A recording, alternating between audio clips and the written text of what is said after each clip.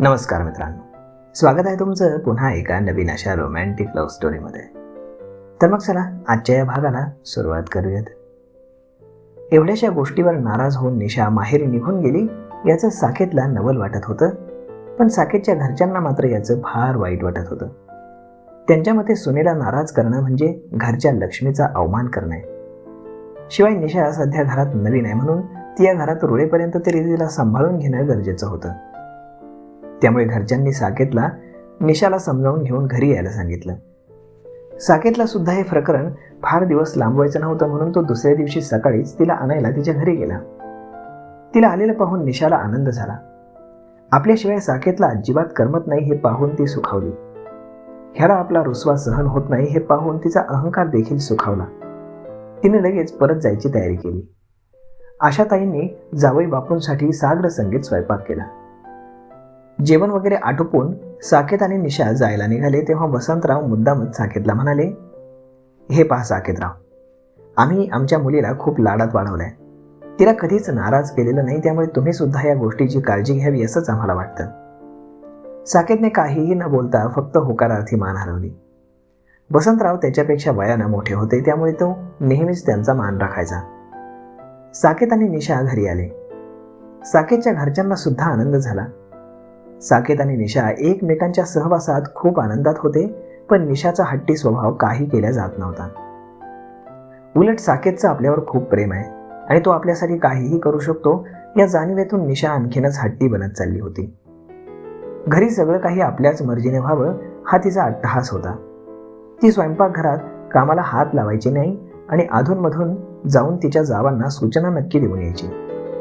आज जेवणात हे करा, काल भाजीत जरा तिखटच जास्त झालं होतं, आज कमी करा, या सूचना ती सर्रास द्यायची. तिच्या जावा सुद्धा तिच्या सूचनांना प्रेमळ सल्ला समजून तसं वागायच्या. ती स्वयंपाकात लक्ष घालायला लागली हे पाहून तिच्या सासू सासऱ्यांना सुद्धा आनंद व्हायचा. एकदा तिनं स्वयंपाकघरात जाऊन तिच्या जाऊबाईंना सांगितलं की आज रात्रीच्या जेवणात आलू मटारची भाजी करा.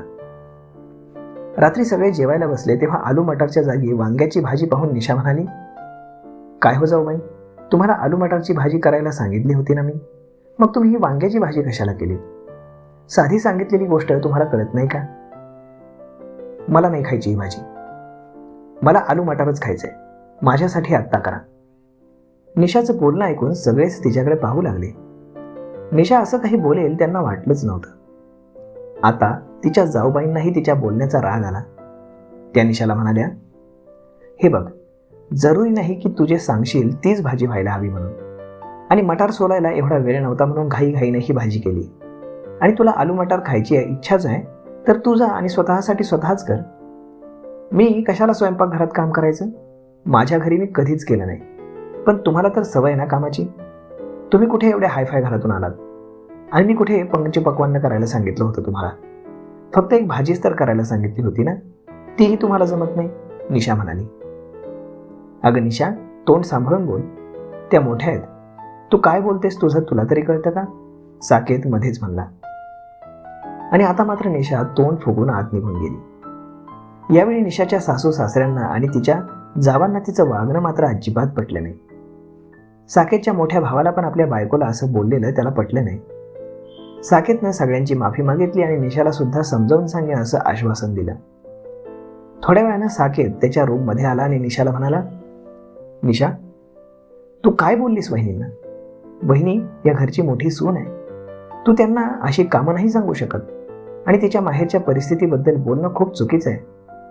एकतर ज्याबद्दल तुला माहीत नाही त्याबद्दल तुझं बोलणं बनतच नाही, आणि त्यांच्या माहेरची परिस्थिती चांगली नसेल तरी त्याबद्दल बोलण्याचा तुला काही अधिकार नाही. पण त्या घरच्या सगळ्यांचं काम ऐकतातच ना, मग मी सांगितलं तर करायला काय कमीपणा वाटतो का त्यांना? निशा रागानं म्हणाली. घरातील मोठ्यांचं काम ऐकणारच त्या, पण तू त्यांच्यापेक्षा लहान आहेस. तू त्यांना काम सांगू शकत नाहीस, उलट त्यांना प्रत्येक कामात तू मदत करायला हवीस. त्या तुझ्याशी प्रेमानं वागतात, बोलतात, याचा तू गैरफायदा घेतला आजवर. पण यापुढे तू सुद्धा त्यांच्या बरोबरीने स्वयंपाकघरात काम करायला पाहिजे. निदान सगळं शिकायला सुरुवात कर, साकेत तिला म्हणाला. मी ही असली घरगुती कामं करणार नाही. मी काही त्यांची सेवा करू का आता? निशा तंतनत म्हणाली. यावर साकेतनं बरेचदा समजावून सांगितल्यावरही निशा काही ऐकायला तयार नव्हती. आता तर छोट्या छोट्या गोष्टीवरून सुद्धा निशा नाराज व्हायची आणि माहेरी निघून जायची. शेवटी साकेतच नमतं घ्यायचा आणि तिला परत घेऊन यायचा. आशाताई तिला खूप समजावून सांगायच्या की सासर म्हटलं की तडजोड आलीच, पण निशानं ऐकलं नाही. वसंतराव सुद्धा मुलीच्या वागण्याला प्रोत्साहन द्यायचे. असेच एकदा भांडण करून निशा माहेरी गेली. आता साकेतनं सुद्धा ठरवलं की तो तिला स्वतःहून आणायला जाणार नाही. निशा सुद्धा खूप रागात होती. वसंतराव मात्र निशाच्या रागाला खत पाणी घालत होते. बरेच दिवस झाले तरीही निशा स्वतःहून यायचं नाव काढत नाही हे पाहून साकेतच्या घरच्यांनी पुन्हा त्याला समजावलं. साकेतचं सुद्धा निशावर प्रेम होतं, पण तिनं त्याच्या स्वभावात बदल घडवून आणला म्हणून तो तिला कधी प्रेमानं, कधी रागानं तर कधी आबोला ठेवून समजावून पाहायचा. पण अहंकारी आधीच असल्यानं आणि त्यात तिच्या वडिलांचं तिला समर्थन असल्यानं निशा काहीही ऐकायला तयार नव्हती. तरीही साकेत तिला समजवायला आणि परत आणायला तिच्या माहेरी पोहोचला. यावेळी साकेत घरी आल्यावर निशा त्याच्याशी शब्दानंही बोलली नाही. वसंतराव सुद्धा त्याच्याशी नीट बोलत नव्हते. आशाताईंनी मात्र त्याला सन्मानानं बसवलं. त्याची विचारपूस केली. त्यानं सांगितलं की तो निशाला घ्यायला आलाय, तेव्हा आशाताईंनी निशाला बोलावून आणलं. निशाला पाहून तो म्हणाला, निशा, मी तुला घ्यायला आलोय. झालं गेलं विसरून जा आणि घरी चल. आपण नव्यानं सुरुवात करू. तू फक्त तुझ्या स्वभावात थोडासा बदल कर, सगळं ठीक होईल. निशा काही बोलणार त्याआधीच तिचे बाबा म्हणाले, ती येणार नाही. येणार नाही पण का? साकेतने विचारलं. तिची एक अट आहे, वसंतराव म्हणाले. अट? ती कोणती? ती तुमच्या घरी राहायला येणार नाही. तुम्हाला तिच्यासोबत पुढे संसार करायचा असेल तर तुम्हाला इथेच राहायला यावं लागेल, वसंतराव म्हणाले. काय? साकेत मोठ्यानं म्हणाला. हो, तुम्ही तयार असाल तर आपण पुढचं बोलू, नाहीतर बोलून काही फायदा नाही असं समजा, वसंतराव म्हणाले. आणि आता मात्र साकेतला धक्काच बसला. आपल्याला स्वतःचं घर असताना घर जावई म्हणून का राहायला सांगतायत हे त्याला कळतच नव्हतं. पण असे का बाबा? आमचं घर इतकं मोठं आहे, तिथे निशाला कसलाही त्रास नाही, सगळं व्यवस्थित आहे, मग कशाला? साकेतने विचारलं. आमची निशा तिथं खुश राहू शकत नाही, वसंतराव म्हणाले. मी माझं घर सोडून इथे घर जावई म्हणून कधीही राहणार नाही, साकेतही म्हणाला. मग मी सुद्धा तिथे राहायला येणार नाही, निशा मध्येच बोलली. प्लीज असं नको म्हणूस निशा. हे बघ, लहान सहान वाद हे होतच राहतात, म्हणून काही इतका टोकाचा निर्णय घ्यायचा असतो का? साकेत म्हणाला. तिनं निर्णय घेतलाय. तुम्ही जर इथे येऊन राहायला तयार नसाल तर निशाला तुमच्यापासून घटस्फोट हवाय, वसंतराव म्हणाले. काय? घटस्फोट? साकेत जवळजवळ ओरडलाच. होय, तुम्ही विचार करून कळवा, नाहीतर डिवोर्स पेपर घरी पोहोचून जातील तुमच्या, वसंतराव म्हणाले. साकेतने निशाकडे पाहिले तर निशाने दुसरीकडे तोंड फिरवलं होतं. साकेत मग हताशपणे निशाच्या घरून बाहेर निघाला. साकेत बाहेर जाताच निशा वसंतरावांना म्हणाली, बाबा, तुम्ही घटस्फोटाचं कशाला बोललात? आपलं तर तसं काही ठरलंच नाही ना.